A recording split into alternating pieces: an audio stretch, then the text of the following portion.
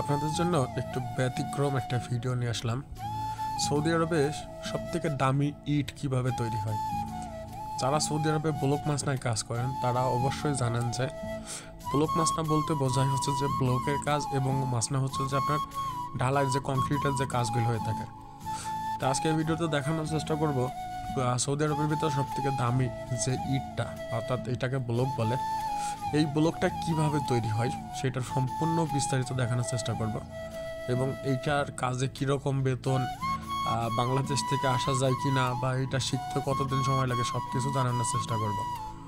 আপনি দেখতে পাচ্ছেন যে মেশিনটা, এইটা হচ্ছে যে ব্লকের মেশিন, এবং সব থেকে দামি ব্লকগুলো তৈরি হয় এর ভিতরে হচ্ছে যে এরকম ফোম থাকে। এই ফোমগুলো কেন ব্যবহার করা হয় সেটা বলি। এই ফোমগুলো ব্যবহার করা হয়, সৌদি আরবে কিন্তু প্রচুর পরিমাণে হচ্ছে যে আপনার রোদ পড়ে, আর এই ইটগুলা দিয়ে যদি ঘর বানানো হয় সেই ক্ষেত্রে দেখা যাচ্ছে যে গরমের সময় আপনার হচ্ছে যে রুম থাকে হচ্ছে ঠান্ডা, আর যেগুলো অঞ্চলে শীত পড়ে যেমন হাইল, আভা, এই সমস্ত অঞ্চলে যখন শীত পড়ে তখন রুমের টেম্পারেচারটা ঠিক থাকে, মানে অতটা ঠান্ডা অনুভূত হয় না, যার জন্য আপনার এই ব্লকগুলো খুবই দামি একটা ব্লক। আর এই ব্লকগুলো বানাই হচ্ছে যে আপনার এরকম মেশিন দিয়ে। আর এই যে ডাইস আছে, এই ডাইসের এক একটা ডাইসের এক এক মাপ। তবে এই কাজগুলো বাংলাদেশ থেকে আসা যায়। এই কাজ যদি এই মেশিন চালাইতে খুব একটা সময় লাগে না, কোনো মানুষ যদি ভালো মানে দেখে যদি শিখতে পারে, সর্বোচ্চ এক সপ্তাহ তালিম নিলে পারে এরকম আপনার হচ্ছে যে ব্লক বানাইতে পারে।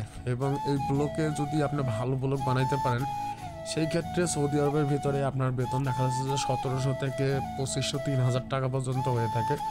পাশাপাশি ওভার টাইম পাওয়া যায়। সব দিক থেকে মিলাইয়া দেখা যাচ্ছে যে সব কিছুই ভালো।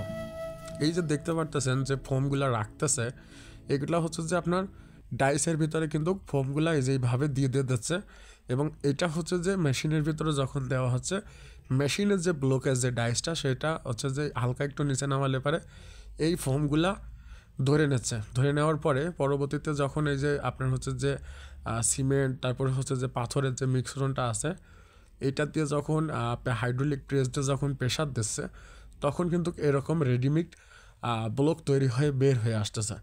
এই যে দেখতেছেন যে ডাইস আপনার হচ্ছে যে ফোমটা দিয়ে বের হয়ে এলো, এইটা হচ্ছে যে আপনার ব্লকের ডাইস। এবং এইটা হচ্ছে যে এইটা আছে, মশলাটা আছে, সেটা কিন্তু এটা আপনার পূরণ করতেছে, অর্থাৎ ফুল করতেছে।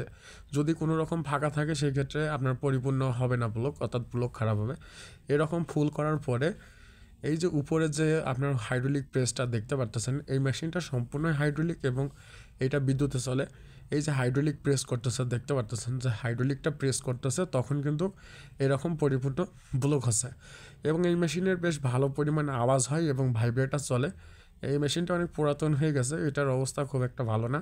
তবে সৌদি আরবে আপনার এরকম ব্লক সব জায়গাতেই চলে।